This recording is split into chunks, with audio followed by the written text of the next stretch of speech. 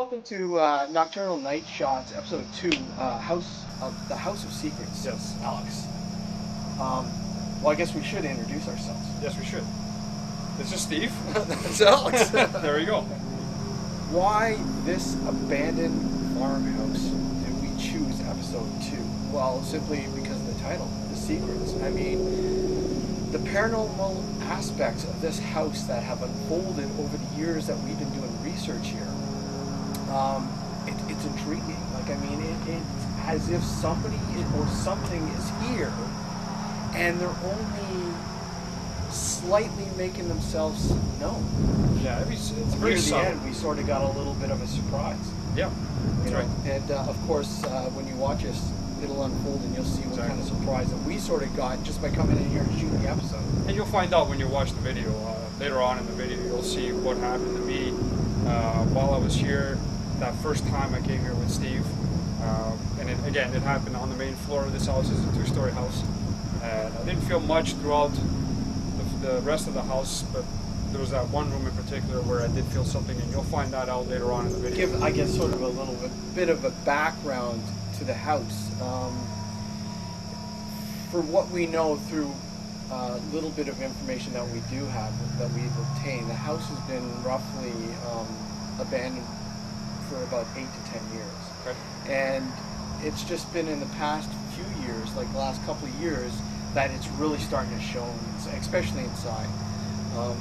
But anyways, the house itself, now, whether the information is true or not, again, we are looking more into that, but there was 2 events that unfolded here, and both of them were suicides, and both of them were female.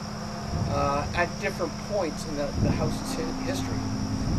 One above the TV tower, you can't see it obviously right now, and another one over in the barn that you'll see sort of clips, I guess, sort of walk through in the video in this episode. But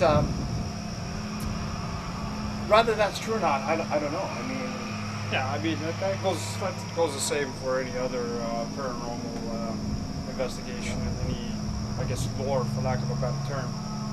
Every supposed haunted location has its own history and its own sort of mystique around it. Now the fun part is obviously trying to figure out whether it's true or not, and if you can, that's the best part, I guess, of it.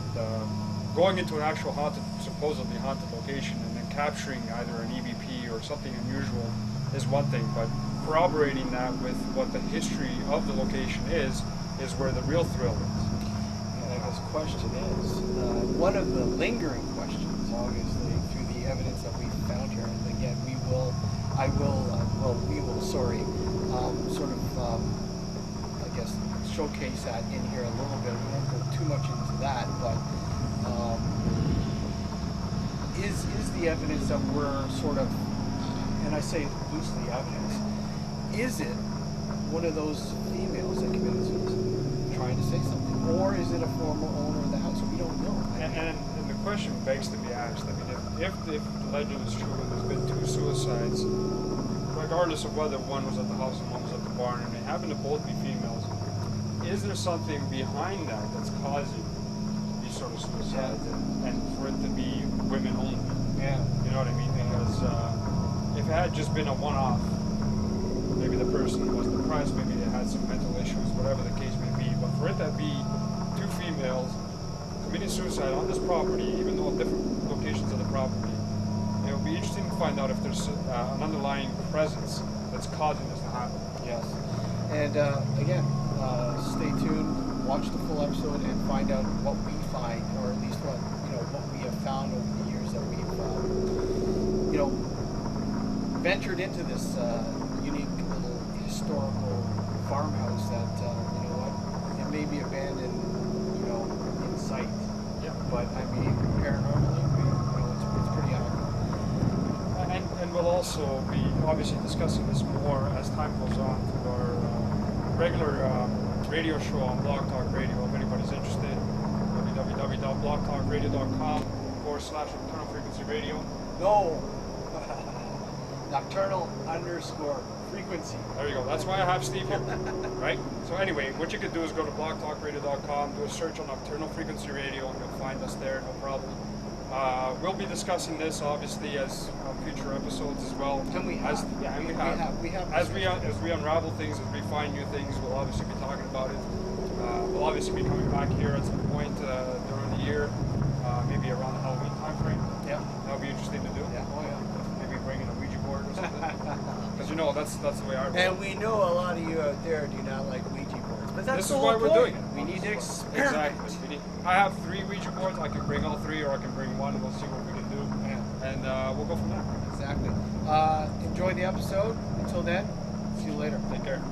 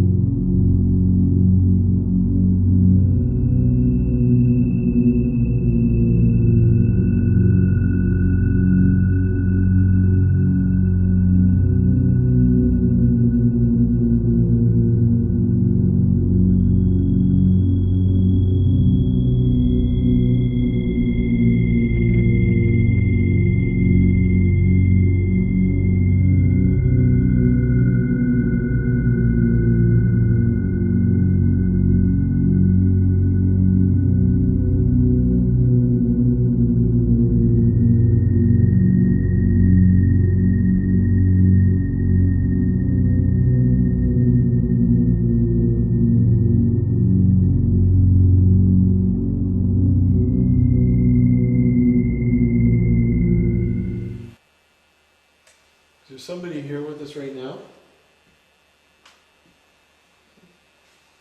Do you hear that? You heard that? No, that's my arm probably. No. Over here. What'd you hear? I heard A what? a voice. Is there somebody here with us?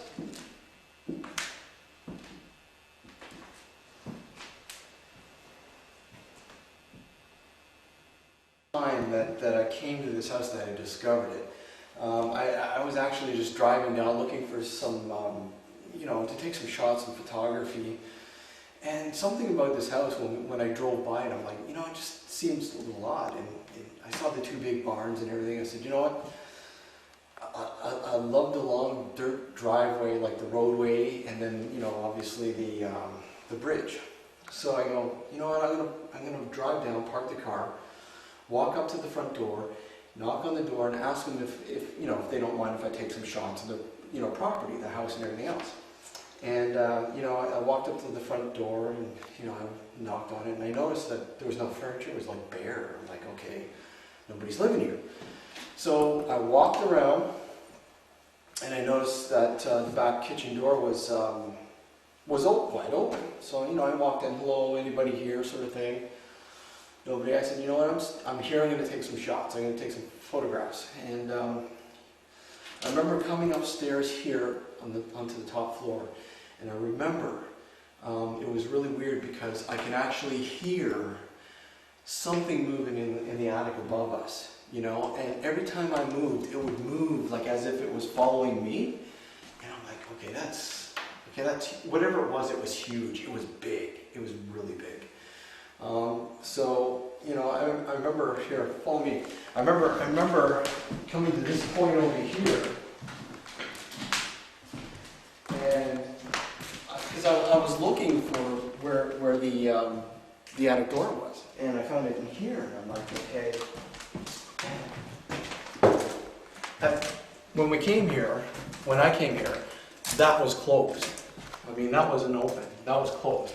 And whatever was up there actually followed me into this room up there and was actually at that door and was still. It did not move, and it was really freaking me out, man. It was really. I don't care what it was, but as you notice, as you can see, there's obviously animals in here. I mean, that's how they're getting down or whatever. But it was a huge animal. But it was pretty freaky being in the house by myself.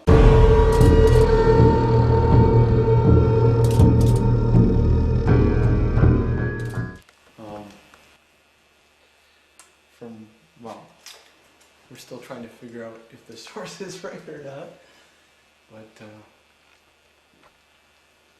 apparently there was 2 separate suicides. One was apparently on the roof of the house. Both of them were female, 2 different times, not at the same time obviously, and one of them somewhere out in the barn. In fact, I remember coming here one time and going into the big barn, and there was actually some police tape. If anybody here, you show us a sign of your presence. We really need you to make a noise. This might be your last opportunity to let anybody know you're here. They're going to tear this place down.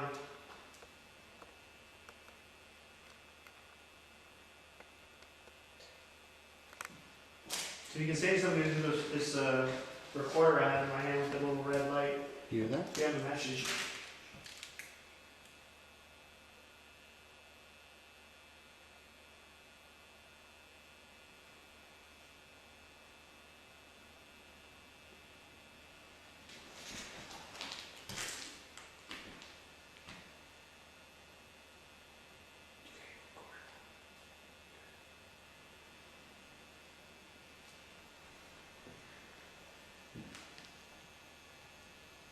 When we came back downstairs from the upstairs, looking around, and when I started walking towards this door frame and into here, is when I started feeling almost like a tingling sensation throughout my whole body. I had goosebumps everywhere, and I kind of just stopped, more or less around here. And I'm like, okay, now I feel something, and I think I was the only one that night who felt something in this area here.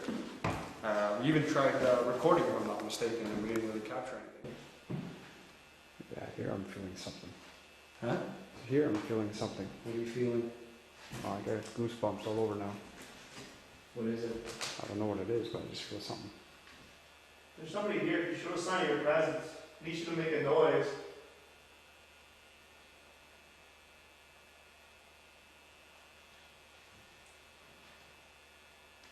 Can you please make a noise?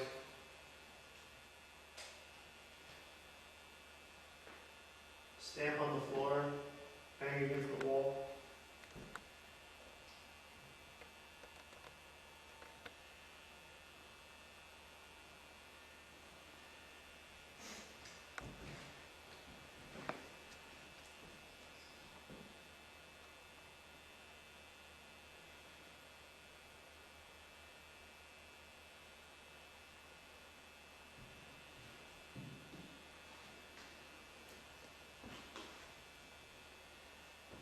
Still feeling it? It's starting to dissipate. So what do you think? What kind of goosebumps? Just like something about the... Oh, it's back. I feel it again. Almost like if you know that someone's behind you, and you get the sort of like the hair on the back of your head stand up, and you get goosebumps all over. So perhaps maybe a presence might be here? That's what it feels like. It's funny because I only get it around here.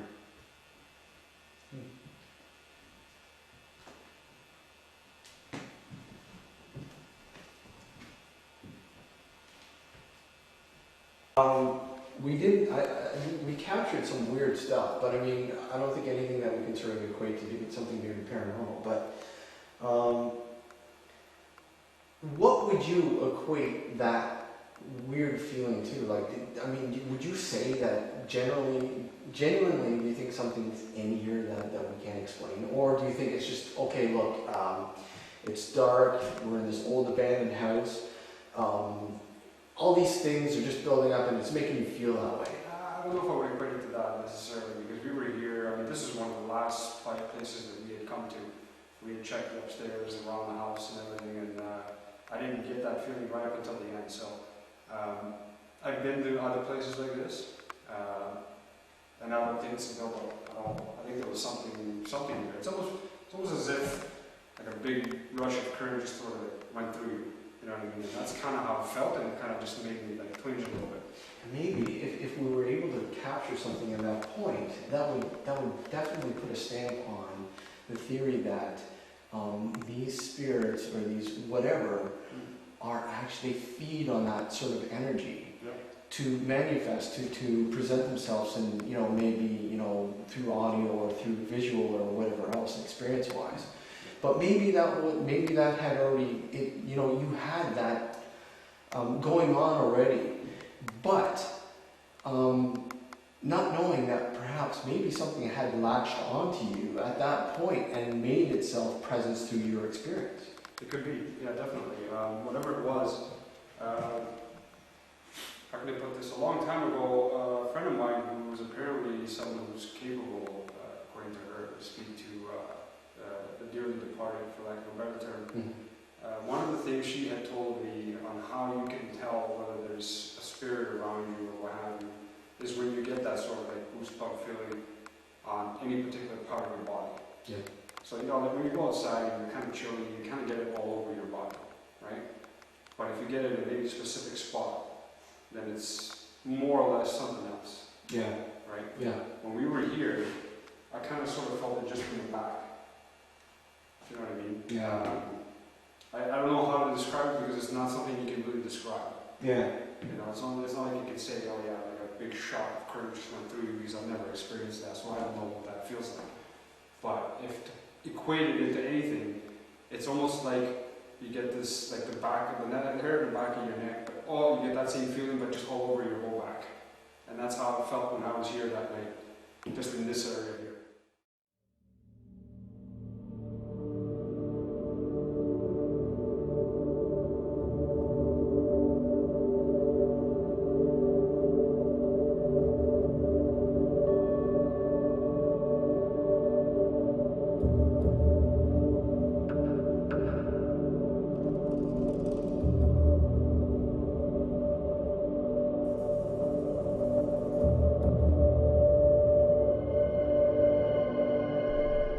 Session here, and I don't know, maybe we might get something.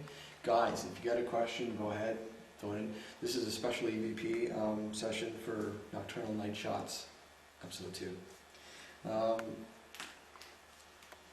right, I'm going to lay the recorder on the pole here, and if anybody's got a question, go right ahead and ask it. I'll start. Is there anybody here with us that isn't myself, Alex, or Grant? Is there somebody here with us right now?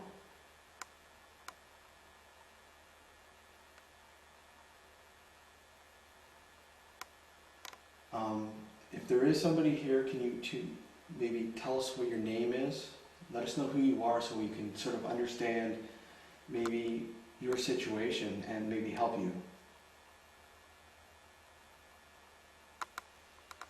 And when we do EVP sessions, I think one of the best things is to have a normal conversation, because that tends to be the best point, sort of like a white noise sort of reaction effect, where the EVP sort of like play over your voices or over our voices. So, Grant, I'm going to ask you. You were here once. What did you feel? I didn't actually go inside here. I kind of walked around the outside. So what did you feel when you were on the outside of the house? I didn't really feel too much. Getting closer and closer into the house, Okay. especially I sat on the front porch there. As soon as I got to the front porch, I felt kind of a strange vibe, kind of it seems like something really bad happened or like a negative energy. Okay, so let me ask you right now then, being inside the interior for the very first time, what do you think? Like, what are your thoughts? What are your feelings, sort of? I think immediately, as soon as I went past the kitchen in the basement, I started feeling off balance. So I felt like I was kind of losing my balance a little bit. I mean, the floor is a little uneven, but it kind of seems more of a psychological effect more than just uneven floor. Feeling off balance, and then up here I kind of feel like there's something watching us. Actually, it feels like somebody's watching. Like, now being here for the second time, Alex, how do you feel? Like, So far, I don't feel anything. no, it just feels regular, right? For me, I think it's just the very first time when somebody walks in here. but I wanted to make note of the fact, because we're doing an EVP session, that all the windows in this location are closed, so there shouldn't be any wind noise. Yeah, no, it's actually, whatever noise is interior. I just heard something behind me, Really? like a whine. I don't know. Wind noise. Yeah, no, it's actually, whatever noise is interior. I just heard something. I think it's really the first time when somebody walks into this house. It's very foreboding. I think like any abandoned house. Well, let me ask you, Alex. Is that the problem? Is that the problem when people walk into these houses? Especially people who investigate the paranormal. I mean, they automatically assume that because it's abandoned, it's worn down, it's creepy, the atmosphere is ideal for something scary. Do you automatically think that plays into the whole, oh, this place is haunted? Yeah, I think it does. Yeah, definitely, because if you have a paranormal group that come out to investigate a location, that already has a psychological effect on it. And you are expecting or you're hoping to get something. And when you come here and you see a place that's so dilapidated like this, when you have paint peeling off the ceilings and paint chips everywhere, and the way it's held up, so to speak, it adds to it, only because when we grew up, obviously, when we watched all those Hollywood horror movies, this is the typical scenario for a haunted location. Yeah, like it kind of reminds me, like, the thinking that I had, before we came here was like, okay, here's 3 guys, we're going to shoot some, web episode sort of thing. What's going to happen? Yeah. You automatically think that for some horror movie or something, some dude with a machete or something weird is going to unfold. Hey, it might. Like that guy out there, right? Made you look. Woohoo! Yeah, but yeah, I mean, I think that, and again, that plays into the whole lure with a lot of these places that actually have people come in to investigate. Yeah. I mean, sure that there are, there's information, there's documentation, there's like stories as to what may have happened in these places. Like again with this place, was there 2 suicides at 2 different times? I mean, that is still a question. There's no hard evidence other than somebody found some. That was me, by the way. Somebody had some information about the possibility of 2 women committing suicide. I don't know, but I mean, something like that, if that's put into somebody's mind before coming into this place, they're automatically going to think that, and they're going to go, wow, okay, maybe that's what's going on in the house, who knows? You mean even regardless of that, I mean, just looking at the way this house looks like, the condition it's in, and the fact that it's abandoned, already plays very big on people's psychology. Yeah.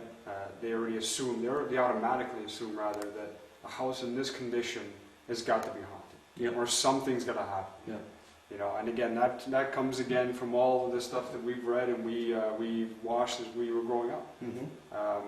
Had we, had Hollywood instead done movies of haunted houses that were in great condition, houses like this wouldn't even play a factor. No, no. You know. So that's part of the problem. You automatically assume anything that's abandoned, it's abandoned for a reason. Yep. Most likely because it's haunted. Exactly. Right? And the reality is it's not that. No, no. Okay, I'm going to end this guy here, and hopefully we will have something for you guys when this is edited. I'm going to end the session. Once again, if there's somebody here with us who would like to make some sort of contact and let us know who you are, please let us know your name and maybe do you know where you are and what's happening to you. My name is Steve. Alex? Grant. And we certainly do not mean you any harm. We're just here to understand what's going on. Okay, I'm going to conclude. There was one time when we were here doing a partial investigation, and everybody had gone downstairs already, and I was still up here, you know, shooting some videos, taking some audio, and snapping some pictures. And we were going down the stairs here, and my audio, as I'm going down the stairs, and remember, everyone was downstairs, and you can hear in the recording, you can hear them in the distance downstairs. As I'm going down the stairs, you can hear somebody say, Steve. You can hear somebody, you know, say my name right beside me, as if they were on the staircase with me. And I'm telling you, when I listened to that, I was like, wow, chills. Imagine. Yeah.